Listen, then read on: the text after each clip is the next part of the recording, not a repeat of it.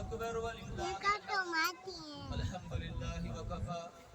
وسلام علی عباد اللہ الذین اصطفى اما بعد فقد قال اللہ تبارک وتعالی فی الکلام المجید والفرقان الحمید انا آتیناک الکوثر فصل لربک وانحر ان شانئک هو الابتر وقال النبی صلی اللہ علیہ وسلم انما الاعمال بالنیات وكما علیہ الصلاۃ والتسلیم صدق اللہ العظیم۔ میرے محترم بھائیوں دوستوں بزرگوں، اللہ رب العزت کا ایک بہت ہی بڑا احسان ہے، کرم ہے کہ اللہ تعالیٰ نے عید الاضحیٰ کا ایک مبارک موقع ہم سب کو عنایت عطا فرمائی۔ اللہ تعالیٰ فرماتے ہیں وَأَمَّا مَنْ خَافَ مَقَامَ رَبِّهِ وَنَهَى النَّفْسَ عَنِ الْهَوَىٰ فَإِنَّ الْجَنَّةَ هِيَ الْمَأْوَىٰ، کہ جس نے اپنے خواہشات پر، اپنے محبوب چیزوں پر قربانی دے دی اور اپنے نفس کو قابو کر لیا، اس کے لیے دو جنتوں کا اللہ وعدہ فرماتا ہے۔ اور اللہ کے رسول صلی اللہ علیہ وسلم ارشاد فرماتے ہیں انما الاعمال بالنیات، انسان چاہے کوئی بھی عمل کرے، چاہے حج کرے، چاہے عمرہ کرے، چاہے نماز پڑھے، چاہے صدقہ خیرات کرے، چاہے کوئی تلاوت بھی کرے، کتنا بھی بڑا نیکی کام کرے، جب تک اس کی نیت صاف نہیں ہوتی اللہ رب العزت اس کے نیکی کو قبول نہیں کرتا۔ تو انسان کے لیے چاہیے کہ اس کے ہر نیکی کے اندر اس کی نیت صرف اللہ کو رضا کرنے کی ہونی چاہیے، ورنہ دنیا کو دکھانے کی نیت رکھتا ہے اللہ تعالیٰ اس نے کوئی بھی نیکی کو اللہ قبول نہیں کرتا۔ چاہے ہم جتنا بڑا دمبا بھی اللہ کے لیے قربانی دے،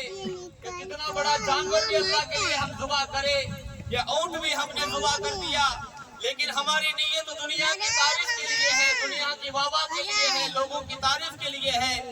اللہ رب العزت اس کا ایک گھٹنے کی ثواب بھی ہم کو عطا نہیں فرماتا۔ اللہ کی رضا کے لیے، اللہ کی رضا کے لیے، اللہ کی خوشنودی کے لیے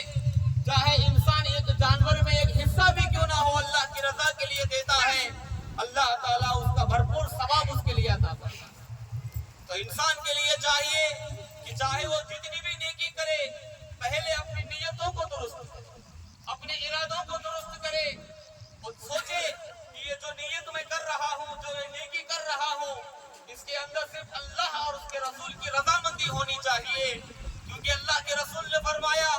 دنیا کو دکھانے کے لیے احد کے پہاڑ کے برابر بھی اگر تم صدقہ کرو، اللہ تعالیٰ تم کو کچھ بھی ثواب نہیں عطا فرمائے گا۔ اللہ کی رضا کے لیے تم ایک کھجور بھی صدقہ کرو، اللہ تعالیٰ احد کے پہاڑ کے برابر تم کو اجر عطا فرمائے گا۔ تو اسی لیے میرے بھائیوں دوستوں بزرگوں کہ آج ہم سب نے قربانی کا ارادہ کیا ہے، ہماری قربانی کو اللہ قبول فرمائے۔ اس سے پہلے ہم قربانی دینے سے پہلے